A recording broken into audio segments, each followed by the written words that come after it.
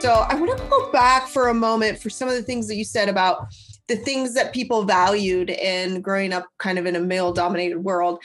You know, some of the things that you said, they're all values, right? Like, so intelligence, like that's a value. But you say like it was valued more in males than in females from your perspective. So why do you think that is? Because it's still a human value. Well, it's an institutionalized thing. It's actually the DNA of every culture in the world, right? We all live in what's called a patriarchy. And so it's just infused in everything. Our history, I explore that a little bit in the book. Our history doesn't include women. You know, I was just reading about Women's Equality Days coming up. It's really an exciting day. Not many people even know about it, right? Or think about it. But it's August 26th. The women's suffrage movement was the most extraordinary nonviolent civil rights movement probably ever in the world. What women did in those 72 years to bring voting rights to the United States was an incredible operation. Yeah. And so, again, our culture doesn't celebrate women. Think of all the holidays we celebrate the female. Think of all the faces you see on currency that are female. Think of all the signs on street signs that are female. Right? I mean, we could go on and on and on. Think of all the presidents we've had in the United States that are female. So it's part of kind of how we're raising still our children today. And so that's one of the best opportunities I think parents have is habit of equality. Number one in the book is to raise our children equally with one identity, a human identity versus gender identity. Yes, 100%. I feel like I want to give you a rah-rah.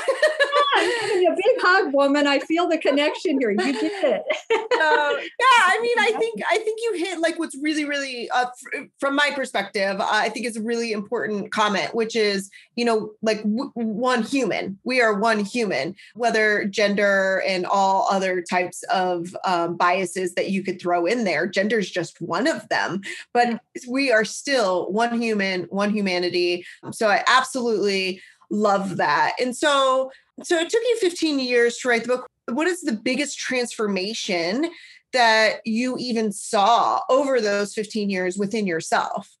Wow. I've not been asked that question. That's amazing. That's a wonderful question. You know, I hadn't talked about what happened to me I was 20. And that happens to so many young women when they go to college. 1 out of 5 of us are raped on a college campus. And I didn't say anything about that for 30 years.